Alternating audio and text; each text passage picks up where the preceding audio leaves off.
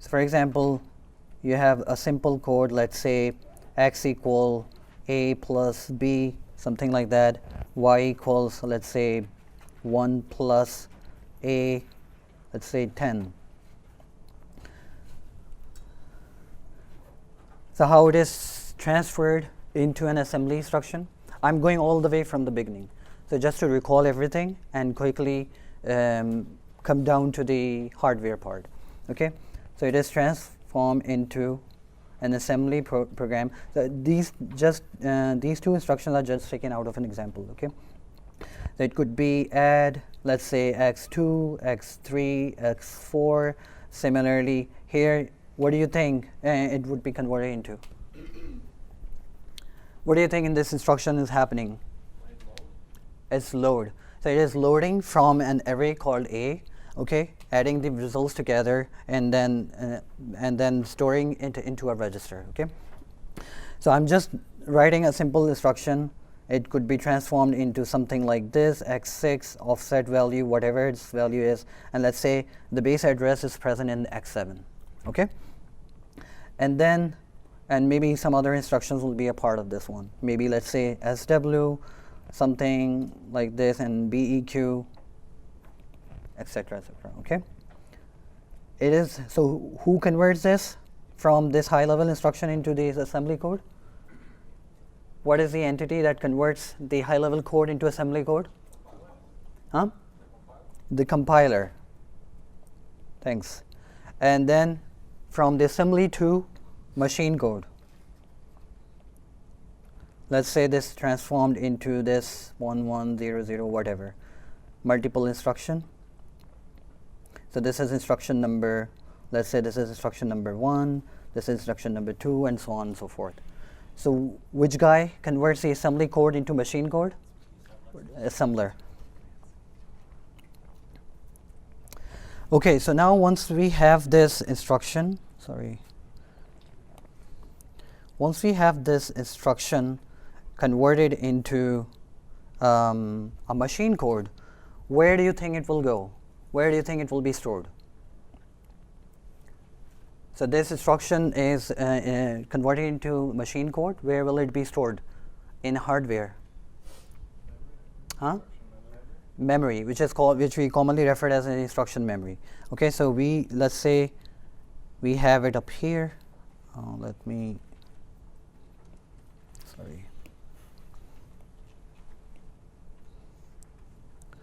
So let's say this is the instruction memory, and the address of the first instruction is, let's say, 0. The next instruction is 4, and then 8, and then 12, and so on and so forth. Okay, so this is what we call the instruction memory. Okay, so how do we select the instruction in the instruction memory? So once we download, with the PC program counter. So program counter stores, so in this program, for this program, our program is starting from this instruction. Let's say this is placed at address number 0. So PC has to store, which is here, PC has to store the address of the first instruction to be executed in a program. Okay, so in this example, what should be the value in PC? It's 0. Okay, so this 0, it will be given to, let's say this is the address port of memory. So we have the address port here. We provide 0.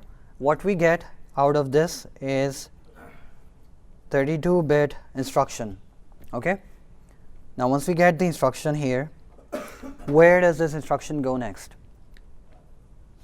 So this instruction has to be executed. Okay, so there is one thing. What is the second thing we need to do? We need to prepare to fetch the next instruction. How do we prepare to fetch the next instruction? Yeah, wait a minute. Let me pull it down a little bit.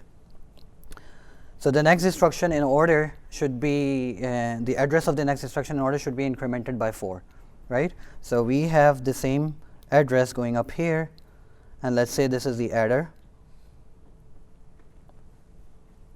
This is the adder. Okay, let me just, this is the address. It is incremented by 4, and the next PC is generated, which should go up in here. Agreed? So this part will actually help us calculate the address for the next instruction.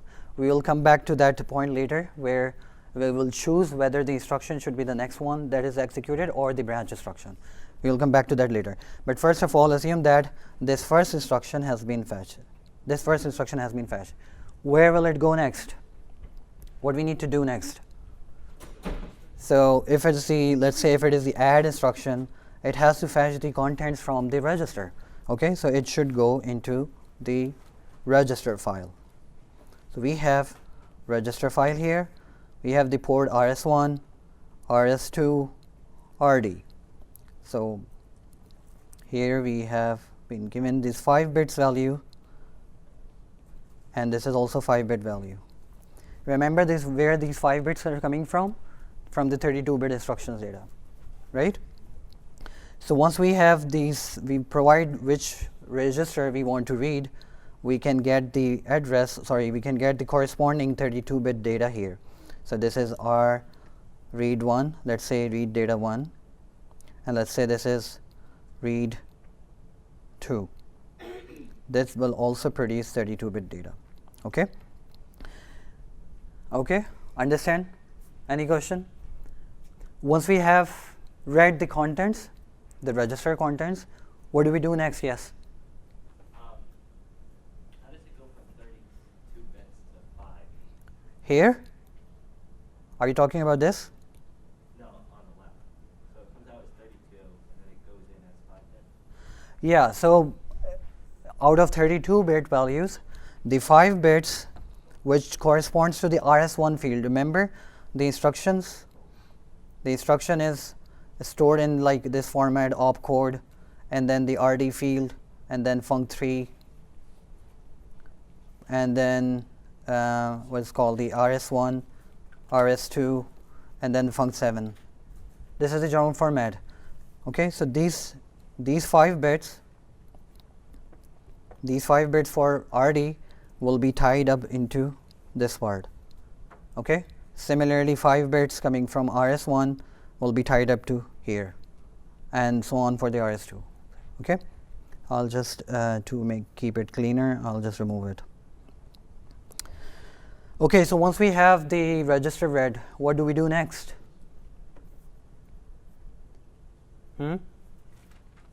What is the next step? So for example, if you're executing this instruction, if this is the instruction, so you have read the contents of x3 and x4, what do we do next? ALU. ALU, we need to perform the operation, because this is the add instruction. We have read the contents of x3 and x4.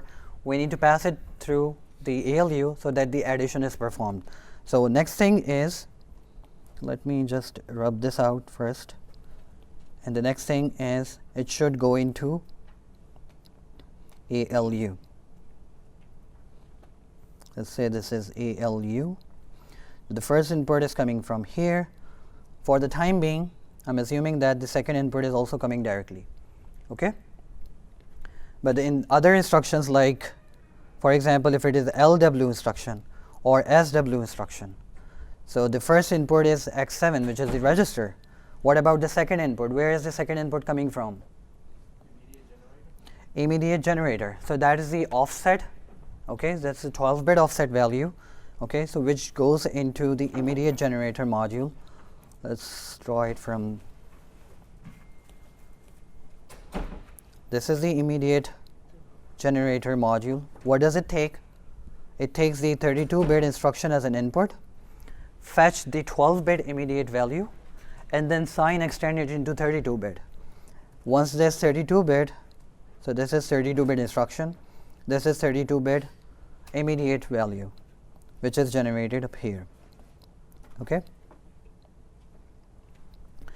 Now we can either perform the addition between the two contents of the register, or one is the register and the other one is the immediate value. So we need to have something in between, what we call, what should it be in between to decide?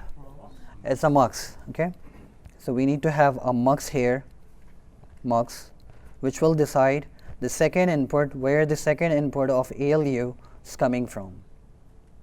Okay, and this is the select line, which will decide whether the second input of ALU is coming from the register or it is coming from the immediate data. Okay, so once we have this thing, what is the output of the ALU? Where does it go to? If it is a memory instruction, let's say if it is a memory instruction, let's say this one, LW instruction. So what we calculate here is the base register, base address, plus the offset, which is performed by the ALU. So the address generated must go into, say this, no, this. It goes into the address port of data memory. Let's say this is the data memory. Okay, and we have two signals for this one also. So there is ALU, sorry, the ALU control signals, and this is read memory and this is write memory. Okay, so the address calculated here, sorry, address that is being calculated here is provided to the address port of the data memory. So once we provide the address, what do we get? Let's say read data. Okay, so we get the data read from that particular address. Okay, any questions so far? What other port do you think we should have? Yes. Actually, I was just wondering, what's ALU control for again? ALU control are 4-bit signal. Do you remember? Which with the help of which we specify whether ALU is performing addition operation, subtraction operation, or and these kind of operation. Okay, so these things will be generated by the control unit. We have discussed this last time. Okay, so once we have the address, we can get the value read from the read data port, which is also a 32-bit value. Okay, now there is also a missing port in this data memory. What is that one? We use data memory not only to read the data but also to write the data. So it should be a write data port. Okay, so if we talk about this instruction, so what we need to do now is we have to have we need to write the registers, we need to write the results into a register. Either it could be coming from the R-type instruction, which is this one, either it could be coming from the R-type instruction or it is coming from the memory. Okay, so again there are two options which would be writing data into register. Okay, so which means that we again need to have a multiplexer here which will help us decide the data that we want to write is coming from either from the memory here, or it is coming directly from where? ALU. Okay, so it could either be coming directly from ALU. Okay, and where does it go? It goes back all the way to, let's say, to write into the register, write data port. And there is also a control signal for this one, which is register reg write signal, which will help us decide when we want to write the data into a register. Okay, yep. So if it's coming from ALU, it means that we perform an R-type. Yeah, if it is R-type, then it must be coming from ALU. It's the other way around. Yeah. And then otherwise it's coming from low or store instruction. Like if we perform low. So if it is store instruction, you know that you will not be reading data from the memory. You will be writing the data into memory. So let's say it's a good thing. If we have SW instruction here, SW, and let's say the format is the same X5 offset and let's say X8. So what happens here in this instruction, in SW instruction? The address is again calculated as same according to this field, the base address plus the offset value. What about this one, x5? We are reading from this x5 value, okay? So here, this would be x8, this would be x8 in case of SW instruction, which is here, okay? And the offset is coming from here, offset value is coming, the offset data is coming from here. It will calculate the address, okay? And we need to write the data into memory. And where this data is coming from, which we need to write?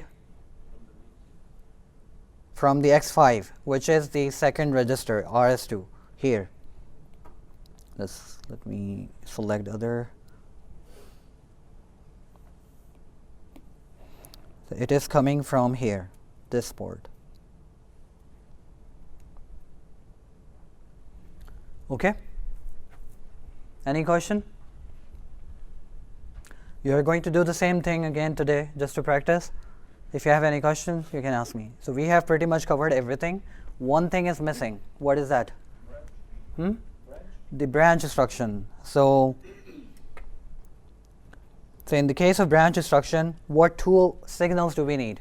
First of all, we need a 0 signal, which will decide whether the branch conditions satisfy or not. And there must always be another signal which is coming from the control unit. So control unit reads the opcode and identify if it's a branch instruction. When both these two conditions satisfy, then it means the branch is taken. Let me pull it down a little bit to make more space. Okay, yeah. So for the branch instruction, we do have the offset field. The branch value is coming from this point. It will go here. What should it go through first? We need to shift it left by 1. Remember? Why? Because we do not store the 0th bit. So it is shift left by 1, and then it will be branch target value, which is the branch target value. Get it? So we need to now decide what will be the PC, next PC. Either it will be the PC, which is the next instruction, which is displaced by 4 bytes, or the branch instruction. Okay? So how do we calculate the branch instruction? Do you remember? If the branch instruction is BEQ X, let's say 3, X4, and then label. When X3 and X4 are equal, only then we need to take the label as a branch instruction. So PC corresponds to this one, and the PC plus label, actually. Label is the offset which will let us jump to the branch instruction. Okay? So which means that we have to calculate PC as, this is the current PC which is coming from here, right? So we need to take this value and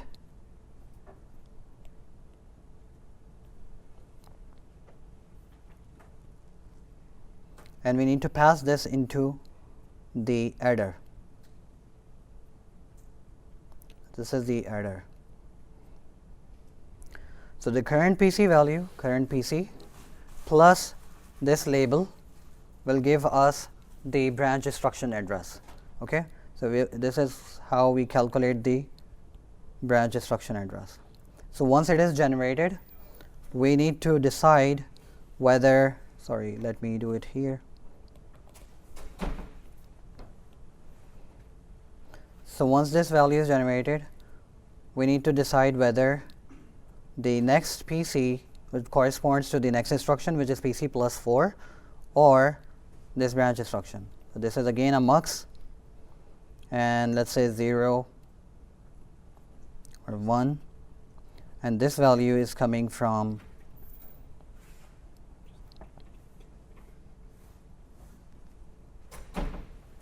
okay. So we need to remove this path because now it must be coming from the mux. Okay.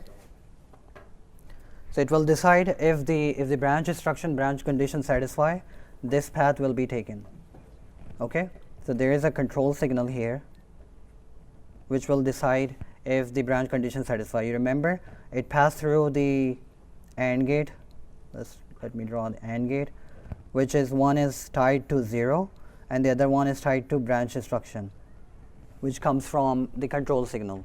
So the control unit, after analyzing the opcode, it will decide if it is a branch instruction. So it will set this signal to 1. If the branch condition satisfy, this signal, the 0 signal will also be 1, which means that this output will be 1 and it will select this condition, this value, and put it here. And this will then tie back to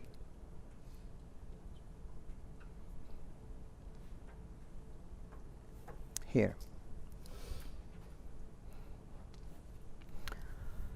Get it? Any question? Yep. So after the line, blue line, can you explain that? The blue line after ALU connect to the mux? Here? Explain that. Yeah. Instruction So, use. okay, so what about the instruction that is add x2, x3, x4? So what happens here is we read these two register contents, perform the addition, right? And the addition is available right after this ALU, right? So we do not want to go into the memory. So where this data is coming from? So this data comes through this path, this blue path, and goes here. In this case, because this instruction is add instruction, so it will set this mux value to be 1. So when it is 1, this value, which is at this port, will then be written back to the register number x2. Okay? Any other question? Yep. So we should be able to reconstruct it. No, you will not be asked to construct or draw the processor. This exercise that we have just done is to help you retain the execution of the processor, the logical placement of the components.